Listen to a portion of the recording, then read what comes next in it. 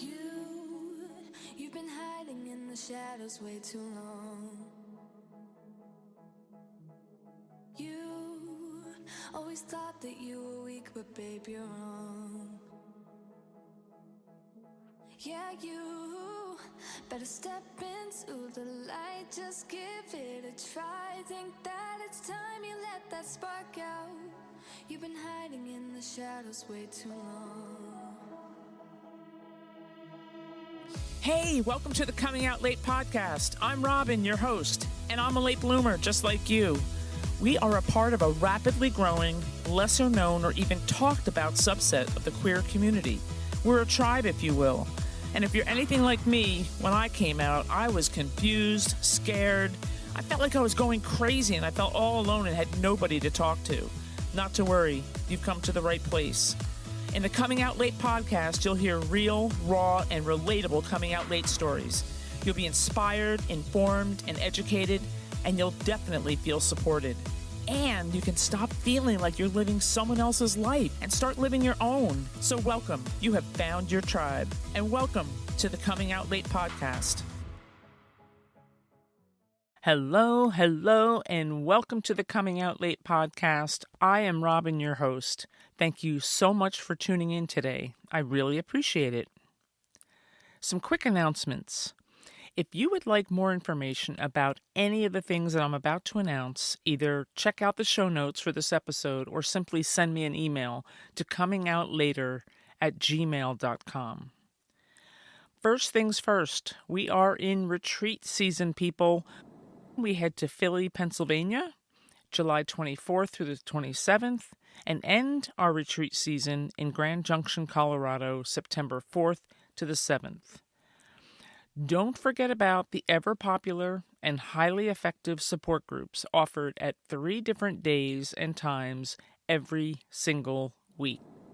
You have probably also heard me talk about launching my more affordable coaching program called Small Group Coaching. Given that I got really busy with retreats, I've decided to launch small group coaching in September.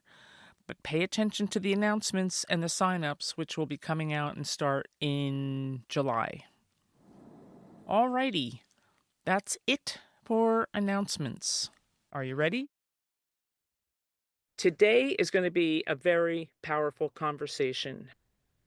My guest is Lynn Fraser, a trauma-informed meditation teacher who works at the intersection of healing, identity, and self-discovery. She brings deep insight into how mindfulness, nervous system regulation, and body-based practices can support those of us navigating coming out later in life. We know this journey can stir up big emotions, long-held patterns, and sometimes old wounds. And we also know healing is absolutely possible. And healing is also absolutely vital to our well-being if we are to live fulfilling, joyful lives in alignment with our true selves. Lynn is also a senior teacher in the Himalayan yoga meditation tradition and founder of the Still Point method of healing trauma. You are quoted as saying, "I started Still Point because I realized many people are looking for a gentle process in a safe environment that allows for open, clear seeing and releasing patterns of suffering." Wow. Before we get into what you do and how you do it, I'd love to know more about you and how you got into this beautiful healing work that you do and what it is you do today. So welcome, Lynn Fraser. Thank you, Robin. I'm happy to be here. Oh, we're happy to have you. In addition to Lynn Fraser, we are also joined by Chris Blaze. Chris has not only been trained and certified as a yoga therapist, but they have been continuing their training in the area of somatic healing, studying with none other than the great Lynn Fraser. At the heart of what Chris offers in their somatic healing practices, which is about reconnecting with the body, regulating the nervous system, and creating space for inner awareness and restoration. This is all achieved through somatic inquiry, gentle movement, breath work, meditation, and guided awareness. Their practices offer a safe space to slow down, come home to your body, and deepen your relationship with your inner world. Chris works with people in recovery, people who have come out later in life, people who are exploring their gender identity. And Chris has a really strong calling and interest in helping the helpers, working with people who are supporting other people, like therapists, medical professionals, teachers, virtually anyone in the field of helping other people. Chris believes deeply in self care, and a new concept that Chris holds close to their heart is safety is the treatment. I love that. Chris learned from none other than Chris's somatic training teacher, Lynn Fraser. Chris's philosophy and approach to healing is relational, body based, and rooted in the belief that we all deserve to come home to ourselves in our own time with forgiveness, compassion, and love. Whoa. I don't know what I'm doing here. You two are amazing. I think I'll just facilitate the conversation. Welcome, Chris. Thank you, Robin. It's good to be here. Yeah. Holy And cow. thank you, Lynn, for joining us. It's so Yeah. Thank you so exciting. much. I guess before I ask Lynn my first question, I want to make the listeners aware that we recently asked my coming out late community if they would like us to ask any questions of Lynn on their behalf. And we had quite a beautiful response. So don't let me forget to get to those. I'm liable to get all caught up in this cool somatic stuff. So I don't want to forget that. All right. First, Lynn, not all of us are schooled in somatic healing. Would you mind giving us a quick definition of what somatic healing is and maybe what it isn't? It's a word that's been a lot more familiar to people this last couple of years, last 5 years probably. It means soma is the body, so it means healing in the body. The way that it relates to healing trauma is that trauma is stored in our bodies as sensations and energy with associated memories and thoughts. So when we're working with trauma, what can happen is that people are uncomfortable in their bodies because we're kind of afraid of going back in and feeling those overwhelming feelings of feeling powerless, of feeling hurt. So we go up into our head and we think a lot about things, but it's harder for us to go into our body. And when we're working with somatic healing, what we're working with there is how can I become more aware of and familiar with the sensations and energy in my body? And as we do that, we realize that in fact, they're not here to hurt us, that we can welcome the sensations and energy in our own body. We can get to know ourselves on a very deep level that way, and that our nervous system is always trying to protect us. So as we get to know ourselves, one of the things that we're afraid of in our body is that we're going to be flashed back to times when we were being hurt. And when we have more somatic mindfulness, somatic awareness, the kind of work that I do, that Chris does, then we have some awareness of when it's starting to happen. So we see it sooner. We might become familiar with or aware of, I'm feeling kind of icky right now in my stomach, and what's going on there. And then we can come in with the practices that are body based, like I might hold my own hands, I might use my eyes, look around the room. So, somatic healing has everything to do with being comfortable and knowing what's going on in our body. And we can release and heal the stored trauma in a safe way by doing that. That's amazing. There was so much there. I can't wait to re-listen to this and take notes. That was amazing. That was like a master class right there. Wow. Well, I talk a lot about this and I teach a lot about this. So, one of the things I really value is to make these things that feel really complicated really understandable. So the process is actually quite simple. We have a nervous system, has a negativity bias. It wants to keep us alive. We have compulsive thoughts that get in the way of happiness. We have all of this stuff going on. But the process of understanding our nervous system is actually fairly simple. And the practice of working with that is fairly not complicated exactly, but it takes a lot of effort and persistence and practice. And it takes a lot of kindness and compassion for ourselves as well. It's hard work. Mm, yeah, I have so many questions I want to ask you. Like, why aren't we kind to ourselves? And why are humans so afraid of this stuff that we don't dive deeper? The simple answer to that is that if we go into our body and we feel what's there, often what happens is we get flashed back either to traumatic memories or to a felt sense of powerlessness or what it felt like at the time when those memories were stored. And Dr. Gabor Mate, who I've learned a lot from around this, talks about one of the effects of trauma is that we disconnect from ourselves, our sense of value, and from the present moment. Children really can't afford to turn against their parents. Those are the people that are going to keep them alive. So we turn against ourselves, and then we have these experiences of I'm not loved, therefore I begin to believe I'm not lovable. And the inner critic gets going. And so there's this pattern that happens. It's Mm, common, and it that's happens in all of us. yeah. Mm. Wow. You want to say anything, Chris? Yeah, I do have a question. So we talk about the memories being stored in the body. I feel like the memories are in my head. So are they both in my mind and in my body, or are the memories actually just in those experiences within the body? So the sensation and energy is stored in our body with associated thoughts and memories. Got So it. when we Okay. start to tune into that yucky feeling in our gut or that heaviness in our heart, if we're paying attention to the sensation, the associated memories will often arise in our mind. So memories and thoughts are in our brain, in the head, and they Right. are connected with the sensation and energy in our body. That makes sense. Mhm. Wow. I I love how you explain it. It's like simple. You It really is just simple. yeah, it's really helpful to hear it that way. Wow. And then the idea that they're not here to hurt us. So we have that memory. It's old. It maybe feels like it's here to hurt us, but in fact, it's here to bring some information. And I guess I'm wondering if you can talk a little bit more about that. And I know there's strategies that you use to access that information and to release the traumas. Be curious to hear a little bit more about that.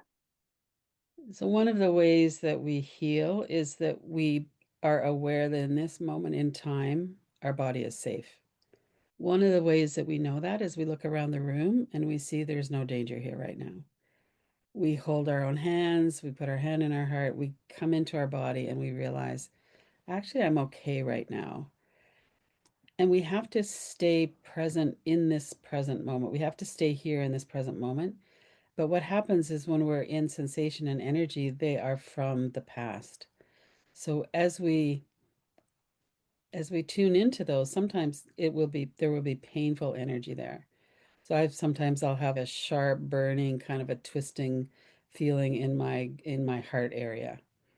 Or people will have a hard knot of fear, like a black ball in their gut. Energy sometimes moves, and if it moves, it feels a little bit more dangerous. Sometimes it's painful, it hurts, but oftentimes it's just scary. So what we do in this healing practice is we look at it and go, if I was to describe the sensations and energy to somebody, to a scientist, for instance, what color is it? Is it hot or cold? Is it moving or still? Part of the reason we do that is because that helps us to go into the witnessing of the energy. And so we're not quite so taken over by the energy, we're witnessing what it is. Then we also notice actually the energy is in a specific location. Most energy kind of tapers off and then it's not there anymore. So if you have energy in your heart area, does it go down into your gut? Often. Does it go up into your throat? Often. But it doesn't often take over our whole body. Sometimes it will, but it doesn't take over the whole room that we're in. So around sensation, there's empty space where there is no sensation. So that also helps us to put it into perspective, kind of. So in space, sensations have a finishing, but also in time. So a sensation might be very familiar, but it's not constantly here at the same level of intensity. So if we can start to notice that, then it becomes a little bit more workable. And then we might put our attention into the middle of the sensation. So what's it like from the inside of there? So put your attention right into your heart area, for instance, if that's where the sensation is. And then we really just listen. So the mind's going to come in and go, well, it means this, it means that. But if we just listen, sometimes there will come a memory. Sometimes there's a sense of a certain age. Sometimes we might ask, is this familiar? Sensations are very often familiar. We tend to have the same kinds of sensations. And so if I'm working with a sensation, maybe I've been cut off in traffic and I got scared. And it reminds me in my body of feeling powerless and scared. So maybe later on that night, I'm sitting with a sensation in my body and I'm maybe having a memory of when I was a child or some earlier time. So sometimes when we're working with sensations, the thoughts and the memories will come up. But as long as we can maintain some awareness that in this moment we're not back there, we're here, we're an adult, we're in a relative safety, and we can work with whatever it is that's coming up. And then the part of us that was 13 years old and that was scared and feeling powerless can have some airtime. We can invite it in. We can say, that's an unfinished experience where I felt overwhelmed and I stored that in my body. And then we can invite it in and we can work with it. And that's a big part of how these traumatic memories heal, is that we're not so scared of them anymore because we have a way to stay present. We have a way to notice the space around them. But then we have a way to just sit and invite them in and say, what is it that you're here for? And there's always some kind of hurt that needs to be felt or attended with that most of us didn't get when we were younger. So then we can nurture that. Wow. Yes. Wow. I have a lot of work to do. I have a lot of work to do. Oh my gosh. I will say, much to Chris's credit, I've mentioned this on the podcast that I did have to put my dog down May 15th. And while I was there, I don't know how I thought of it, like why, it just popped in and I started to hold my own hand. Beautiful. Yeah, I was like, wow, that's as cool. I actually remembered and thought of it. So, and it helped. It really It helped. does. It's This stuff comforting. works. It was comforting. It was. It's interesting because I've offered a somatic healing series to the coming out late community that Robin is the founder of and runs. And she's been coming to the classes. And I I personally feel like when we have, and this is part of the class, I've been offering some of these practices, some of these emergency practices. And we usually start with like some breathing, some cyclic sighing, some extended exhale. And then throughout the practice we'll be holding our own hands. And so I think it's for me, and I wonder if this is what could be what Robin's experience was, is when I'm using these practices on a daily basis, they're there for me, like at my fingertips. But if I only use them when I think I need them, then it's harder for me to access. And in fact, I think you had said in one of our classes, write a list of these things that you can do, because when you need them, right, and we've gone blank in the mind, it's harder to find them and access them. And so I've been working on that myself, to continue these on a daily basis. Some of the practices, in particular cyclic sighing, it just really sits nicely for me. And again, like when I've needed it, it's, oh yeah, it's right there. So Yeah. true. I So think that true. one of the ways that works is that we build a stronger, more resilient nervous system by doing something for the nervous system regularly. And then it occurs to us, oh, I could take a breath here. That's Mm. actually something that happened to me very early on and when I was meditating. And I had been taking classes with a meditation teacher for a couple of months, and she was all about the breath and learning to breathe and breathing diaphragmatically. And my boss came into my office one day and he asked me something that I kind of stopped me. He wanted to do something that I didn't think was okay, and around my performance review, and all of a sudden her voice came into my head, just breathe, and I took a breath and I relaxed my shoulders and I just looked at him and I said, "No, that's not okay with me. We need to stick with our original plan to meet tomorrow." I never would have thought of that if I hadn't taken a breath. And that really hooked me right from the beginning. Really powerful. It really Yeah. changes us.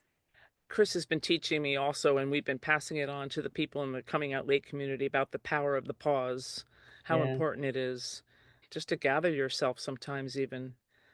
Wow. Mhm. And I also think with that idea of building the resilient nervous system is that and you referred to this already, Lynn, is that we start to notice these things sooner, and we start to know doing the somatic work, we start to recognize the sensations. Like for me, the tightness and the heat up the back of the neck, I'm like, oh, I think I'm getting angry. Or if I'm getting a sensation in like my chest, typically it's anxiety, or I'm nervous about something. And I could start to notice them sooner, and then I have these practices that I can pull, that I can draw on, and I can bring in before I go into full, like, dissociation or dysregulation. Mhm. Yeah, Mhm. that's a good And point. also, as we get more familiar with them and as we realize that these are common experiences in human beings, we have this nervous system that puts us into fight, flight, freeze, fawn, but we can see it happening. So then we can intervene before we get so escalated and activated, and then we can bring ourselves back more easily. And nobody likes to be at the mercy of a survival response. It feels awful. And we Mm, lose our capacity to think, we lose our capacity for compassion, Mm. for connection, for trust.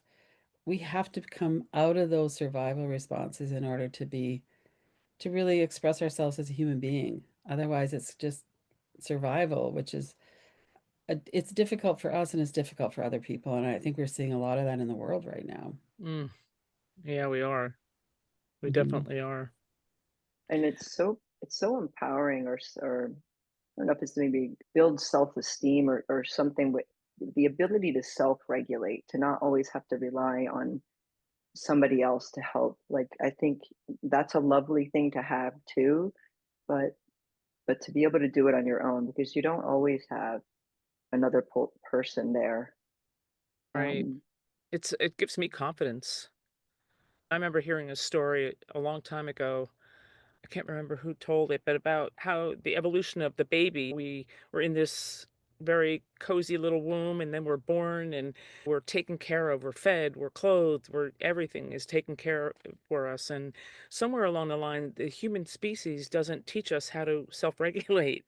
And it's really weird. So here we are as grown adults with trauma added on top of that, learning how to regulate our own nervous systems. It's really amazing. Gabor Mate says that children actually don't have the neural development to self-regulate, that we co-regulate with regulated adults. So if our Mm. adults are not regulated, then it's hard for us to develop those strong neural networks. It's hard for us to know how to regulate.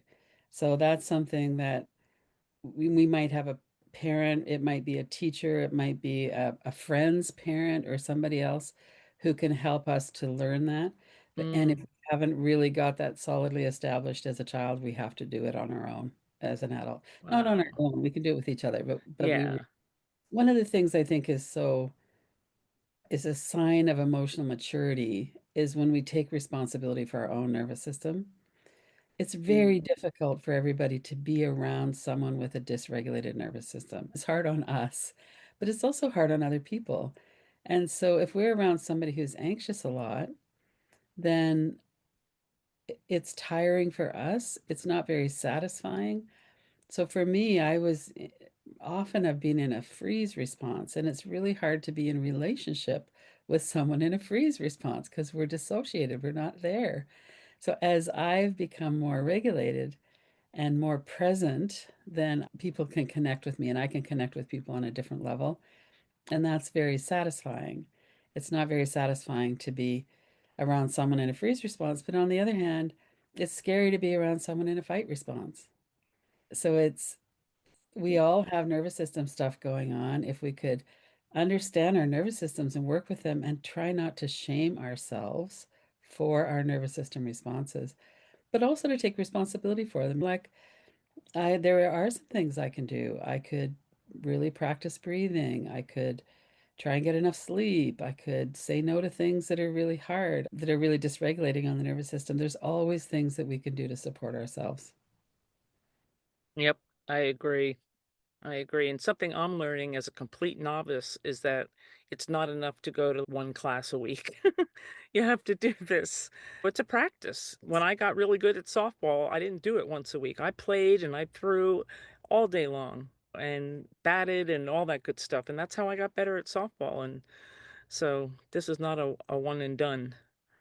It's true. Yeah. Well, I want to know how you got into this wonderful world of somatic healing and still point and all that good stuff. Take us back, will you? Will you, Lynn? Well, we go back to the early 90s. And in 1987, I started working with an AIDS organization in Calgary, Alberta, in Canada, where I live. And by 1993, I was pretty burnt out. It was a very intense environment to be in. There was a lot of grief that wasn't felt. There was a lot of anger. There was lots of stuff going on. It was always so urgent because people's lives were at stake. And so I was pretty fried by 1993. And one of the people that I worked with suggested that I should try meditation, which I did. I immediately fell in love with it. And actually, within a few months, I had left the organization and decided to get a job that was easier emotionally, which I did. But I really got involved with meditation. So that was kind of my entry into this. And at the time, nobody was talking about the nervous system, but in fact, yoga and meditation are all about the nervous system. And I started teaching about 5 years later, teaching mostly meditation, some yoga, and really understanding the mind and learning about the mind. And then 12 years in, I had an opportunity to really work with my mind. My son was misdiagnosed with a really aggressive form of cancer, and my mind got very compulsive, a lot of catastrophic thinking, and it was 9 weeks before they found out that it was a mistake, that he didn't have cancer at all. So that was a little difficult. And then a year later, I was physically assaulted when I was riding my bicycle to work, and I developed PTSD from that. And at that time, Peter Levine's Waking the Tiger was the only book or resource I could find on PTSD. Nobody knew if I said I have PTSD, they were like, what's that? And that's not that long ago, it's 20 years ago. But it really it says something about how far we've come along around working with trauma. And so I used a lot of the nervous system practices, relaxation, yoga nidra, but I was working with a psychologist at the time, and she said, "Don't do anything that scares you because your brain and your nervous system need to heal." And it took about 6 months before I was kind of a little bit more okay. I wasn't jumping every time I heard a noise or and then I just started to kind of life got back to somewhat normal and then in 2012, I left my relationship, long-term lesbian relationship. I moved out to Nova Scotia and I got involved with an organization that was working with trauma and with non-dual facilitating. So we're really looking at the mind and sensations and that kind of thing. And I really started studying trauma and I started working with people around trauma. And so my work with people morphed a little bit from meditation teaching and learning about the mind and yoga into healing trauma. And it just was something that kind of evolved over about 3 or 4 years. I'd had still point yoga, and then that kind of morphed into the still point method of healing trauma. And for the last 12, 13 years, I've been working full time on doing this. I kind of retired from paid work and when I moved to Nova Scotia, and then I've been doing that since. And a couple of years ago, when I turned 70, I retired from working one to one with people because that was number one, I was working way too many hours a week, but also that's very difficult work as well. And yeah, and so now I work mostly with groups and teaching classes, that kind of thing. Wow. Well, and you train people to work one on one with people, I do, right? which is really Yes. satisfying. Yeah. Yeah. So you really are the I have this interest in helping helpers, but you're like you're the teacher of the helpers. Right. And I love that. My meditation teacher would say, if you're one step ahead of someone, just reach your hand back. I Aw. think that's so helpful because so often we feel like if I'm not perfect, if I'm not perfectly regulated, if I'm not perfectly healed, then I don't have anything to contribute. And that's not true. Mm. We do that in families and in friendships and at work and all kinds of places. the person with the most regulated nervous system is very nice for everybody else to be around because they're more present and they can co-regulate with us. And so the still point method is very simple. We work with thoughts, we work with sensations and energies, and we regulate our own nervous system and we help other people regulate theirs. But also Wow. we inspire people that this works and that it's possible to do something. And the other key component of that is kindness and compassion, that we have to become. Gabor Mate talks about disconnecting from ourselves, the present moment, and our sense of value. We have to come back into that connection and really connect in a kind, compassionate way. Here we are with these nervous systems that developed over millennia in very different circumstances than what we have now. And we're not doing that well. Up until 100 years ago, if you saw something, a visual image, it was right in front of you. It was something that was an immediate concern that you had to deal with. It was dangerous. If you saw something with a knife or a bomb or something like that. And the Vietnam War in the 60s was the first televised war. And people started to see all of these images of danger and it pushes our fear buttons. And now with social media and the so-called news, a lot of it is just inflammatory. It just really pushes all of our survival mechanisms. So one of the things that I always recommend is that people back away from that because the brain doesn't know that that's not an immediate threat. And so we have to be realistic about how does our nervous system work? It's a very primitive system, and it's not meant to be bombarded with images, with fear, with sensations, and it the kind of world that we live in right now is very challenging for our nervous system. Mm, Mhm. That's for yeah. damn sure. That Yeah. is so true. And nothing this administration would like nothing more than to scare the bejeebies out of us. I Yeah. mean, that's part of their strategy. Then we turn against each other and we're not watching what they're doing. Yep. And that's what yeah. Hmm. Wow. I love the kindness and compassion. I agree. That's going to be, I think, once we get through this part that we're in right now, I think we will be rising up from the ashes, a new world that I hope is guided by kindness and compassion. That's Mm. my hope. Well, and the thing about nervous systems is that when we're in a survival response, to circle back to that, what I mentioned earlier, when we're in a survival response, we have no access to compassion, self-compassion, to trust and connection because we're just trying to survive. So as we regulate our nervous systems and come into as also maybe some of the fear that's going on in the environment might lessen as well with a shift in things, but then we have more opportunity to connect with each other and to be responsible citizens and to be kind with each other as well as ourselves. That's a really good point. Yeah, I can't access the good parts of me when Yeah. yeah, they're not available.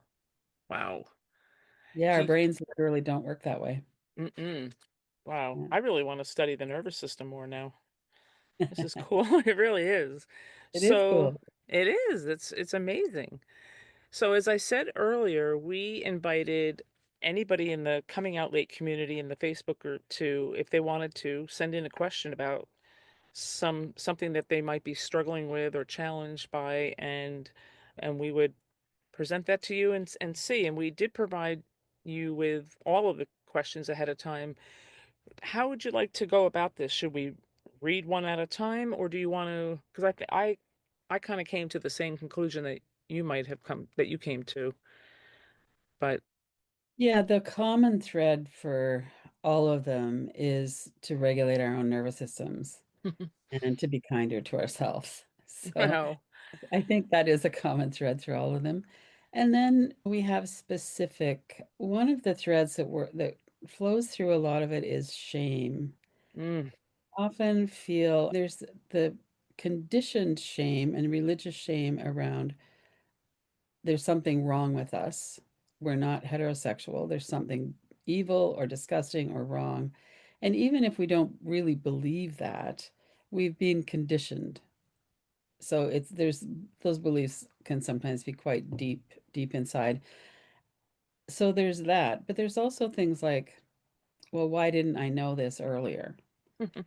right? And so when I look back on my coming out, I came out in my early 20s. I was 23, 24, I think. And when I realized, I was just like, well, how did I not know that when I was younger? But literally, I had never heard of a lesbian. I didn't know that they existed. And I was in a small town in Saskatchewan, Canada, and I had no idea they were even a thing. And then and then when I was in my mid 20s, I'd already been married, I had a kid, and here I come out and I was like, "Oh, now it makes sense."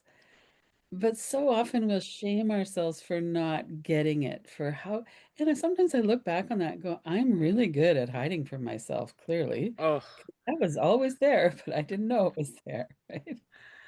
yep. Oh my God. Try having your aha moment at 54. Yes. And then looking back and seeing the breadcrumbs, the poor universe, after 8 or 10 years before I came, 8 or 10 years leading up to me coming out, that universe was giving me so many signs and signals, and it finally just bopped me upside the head and that's when I got it. And I think partly that's a nod to how powerful conditioning is, that we are really conditioned to go with the standard. The heterosexual Yep. normativity is a very strong conditioning.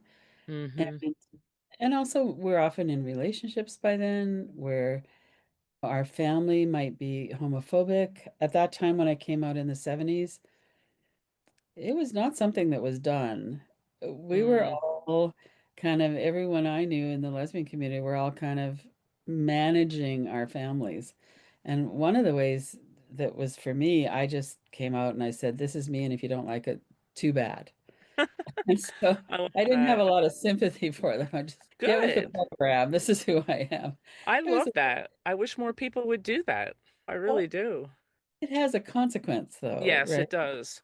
But either way, what's the other Yeah. consequence? You Well, acquiesce to their desires and then you're living this fake life and fake totally. relationship. Like then you're It you're sac costs us a lot. yeah. Cost of that. Costs too much. Yeah, I agree. Yeah. I And both ways. I think for myself, like I don't think I felt safe to Right. come out when I was younger, or to continue um, living how I wanted to live. And Mhm. so it was pushed down, and oh, you said something else. It'll come back. yeah. You reminded me the conditioning absolutely. Compulsory heterosexuality is a thing. And back then too, there were, like you said, there were not a lot of representations of gay people. Right. And I wonder, I'd like your opinion on this. So, when I was about 9, my mom put me in tennis lessons and just recreational tennis lessons. And I had a thing for the tennis instructor. She Mhm. was a woman, probably in early college age, and I was 9. And obviously, I didn't understand it, but like I had to be in her face. I wanted to be her pet. I ran around and picked up all the tennis balls and all that stuff. And then a year later, my mom dies and I was traumatized. And I Yeah. have a feeling the trauma also affected because I feel like I sleptwalked through a bunch of years after that. So anything that was gurgling at 9 years old, does that make sense? I'm going to leave you there for now. You'll just have to tune in next week to hear how this all wraps up. If you get value from listening to my weekly podcast, and I really hope you do, then I invite you to please show me your appreciation and support by buying me a virtual coffee or two. All you have to do is visit www.buymeacoffee.com/Robin Douglas, ROBINDOUGLASS, two S's, and select the number of coffees you wish to donate. I do not make any money from writing, producing, and hosting this weekly podcast for you, so any and all support is greatly appreciated. Thank you so much. That's all I have for you for now. In the meantime, be good. And if you can't be good, then be good at it. And remember, it's better late than never because it's never too late. Carpe Vita, everyone. Seize life. If you're looking for your people, your community, and a safe place to learn and get answers to your questions, then come join the conversation. Come join us in our private Facebook group, Coming Out Late, because we all know it's better late than never, and it's never too late.